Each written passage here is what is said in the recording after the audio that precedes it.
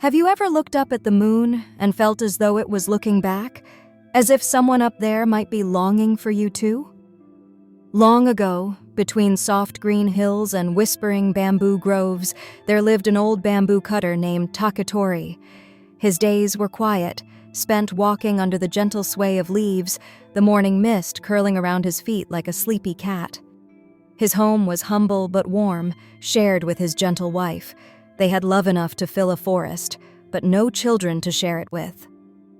One evening, as fireflies flickered like tiny lanterns in the warm summer air, Takatori noticed something strange. In the heart of the grove, one bamboo stalk glowed softly, as if it held a piece of the moon inside it. He stepped closer, his breath catching, and split it open with careful hands. Inside was the tiniest girl he had ever seen, no taller than his palm, wrapped in robes as soft as moonlight, her skin glowing with a light that made the stars seem shy. He gasped, his voice trembling. "A gift from the heavens." He carried her home like the most precious treasure.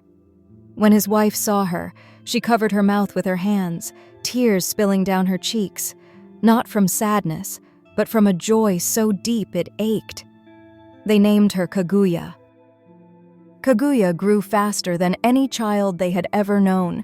In days, she was the size of a toddler. In weeks, she became a young woman. Her beauty was unlike anything the village had seen, not only in her graceful face, but in the way she listened to the songs of birds, traced the shapes of clouds, and smiled as though she carried 100 secret lullabies in her heart.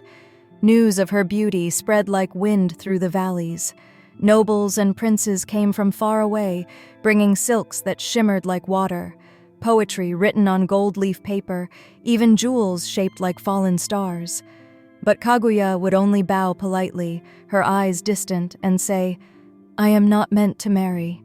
Still, the old couple noticed moments when Kaguya's smile would fade, when she would stare at the moon, her gaze heavy with longing. One night, as silver light bathed the bamboo in a ghostly glow, a single tear slipped down her cheek. "What troubles you, dear one?" her mother asked softly. Kaguya hesitated, then whispered, "I am not from this world. I come from the Moon Kingdom, and soon they will return for me." The words shattered the night. "No," Takatori said, gripping her hands. "You are our daughter. You belong here." Kaguya's voice trembled, but her eyes stayed steady. "I love you more than I can ever say, but I cannot change the sky I was born beneath."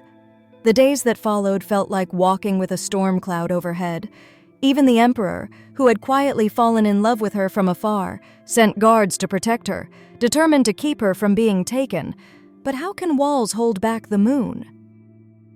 When the night of the harvest moon arrived, the air shimmered with silver light, the clouds split apart, and from them descended a procession of radiant beings, their robes flowing like spun starlight. The ground seemed to hush under their steps. Takatori clung to Kaguya's hand. "Stay," he begged, his voice breaking. Kaguya's eyes glistened. "You gave me something no kingdom of the moon could ever give, love that asked for nothing in return." She kissed his forehead, then turned to her mother and embraced her tightly. "Thank you for the lullabies, the warm soup, the stories." A robe of moonlight was draped across her shoulders. As it settled, her glow deepened, but her smile began to fade into something far away, as if part of her was already gone.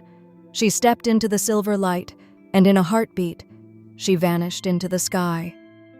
The grove fell silent. Even the wind seemed to mourn.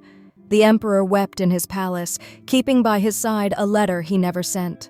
Takatori and his wife would never see their daughter again, but each full moon they placed a lantern by their window, letting its light drift toward the heavens, carrying their love to wherever she was. And in the Moon Kingdom, Kaguya would sometimes pause by her window of clouds, gazing down at the little house among the bamboo, remembering the warmth of her parents' laughter, the smell of plum blossoms in spring, and the life she could never return to. Because no matter how far we travel, whether by sea, by road, or by starlight, Love has a way of finding its way back, like a quiet echo that never fades. Like, comment, and subscribe for more magical tales. And don't forget to press the bell icon so you never miss a story that touches your heart.